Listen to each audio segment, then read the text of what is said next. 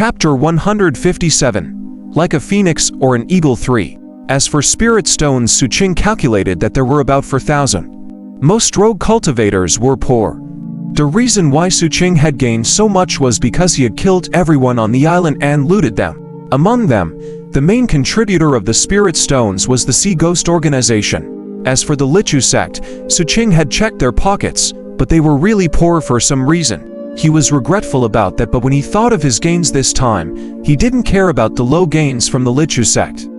Even if I don't include the divine sea lizard molts, I still have a harvest of almost 20,000 spirit stones. Xu Qing sat and counted the spoils of war while navigating the swift boat to move in the direction of the 7 blood eyes. The increase in his cultivation and the benefits he obtained from this trip allowed Xu Qing to not care about the consumption of spirit stones by the swift boat. From this trip, Xu Qing's reverence for the sea deepened. Now that his pockets were full, he only had one thought, and that was to return as soon as possible. With the enhancement of a large number of spirit stones, the swift boat continued to operate at its limit. His returning speed was more than twice as fast. According to his judgment, he would be able to return to the sect in 3 days at most. For the rest of the journey, Xu Qing didn't encounter much danger because he was close to the coast of the Nanhuang continent. When he was only half a day away from the 7 Blood Eyes port, he saw a boat from the sect. It was a battleship speeding toward him.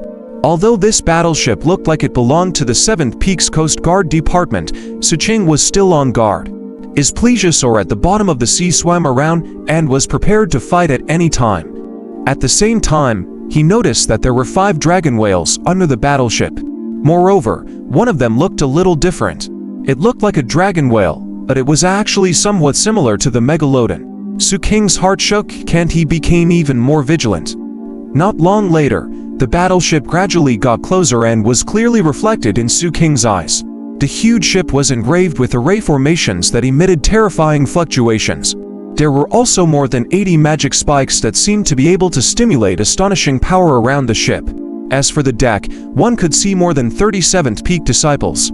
All of this meant that this battleship possessed formidable combat strength. 7 Blood Eyes 7th Peaks Coast Guard Department on duty. Boat in front, state your identity. A dignified voice rang out from the Coast Guard Department's battleship as it got closer.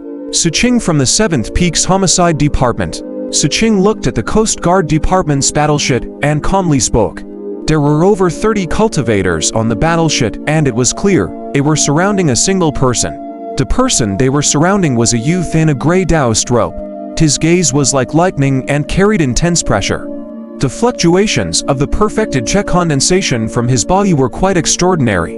He looked at Xu Qing in the swift boat, and a hint of sharpness flashed in his eyes. Xu Qing. After Xu Qing reported his name, a familiar voice rang out. From behind the 30-odd people on the Coast Guard Department's battleship. Very soon, a person walked out from behind the crowd. It was none other than Xu Qing. His expression was filled with surprise. After greeting Xu Qing, he turned and respectfully whispered a few words to the youth. The youth nodded expressionlessly. Xu Qing cupped his fists and leapt up from the battleship with Zhou. He landed on Xu Qing's swift boat and smiled. Xu Qing, I didn't expect us to meet at sea. Did you return from the sea? I've been out for some time. I'm returning to the sect. Xu Qing looked at the youth on the battleship. That's my boss, Ding Xiaohui from the Coast Guard Department, Xu Qing said proudly. After that, he glanced at Xu Qing's swift boat. What happened to you? Why has your boat become so shabby? The Coast Guard Department has the right to inspect all the boats, but looking at your boat, we can forget about it. Xu Qing smiled and exchanged a few more pleasantries with Xu Qing. Under Xu Qing's congratulations, he cupped his fists and prepared to return. Before he left, he seemed to have thought of something and spoke to Xu Qing in a low voice. By the way, Xu Qing, don't go out to sea again for some time after you return. Our Coast Guard Department has received a notice that the seabed has been a little chaotic recently. I heard from my boss that some terrifying existences have appeared for some reason. Xu Qing's expression was filled with palpitations. He didn't say anything else and turned to return to the battleship. Terrifying existences. Xu Qing's eyes narrowed and his expression was solemn. He cupped his fists and thanked Xu Qing. Very soon, The Coast Guard Department's battleship made honking sounds and changed directions, gradually leaving into the distance. While Xu Qing was looking at the battleship, Ding Xiaohui tilted his head and looked at Xu Qing's swift boat in the distance. He then looked at the faintly discernible plesiosaur in the sea below the swift boat, and calmly spoke to Zhou Qingpeng, who was reporting to him. Zhou Qingpeng, your peer isn't simple. Zhou Qingpeng was stunned and whispered, Senior Brother Ding, when the night of operation was carried out, it was rumored that someone killed the enemy leader as an ordinary member. He is that person. There was a deeper meaning in Ding Xiaohui's gaze.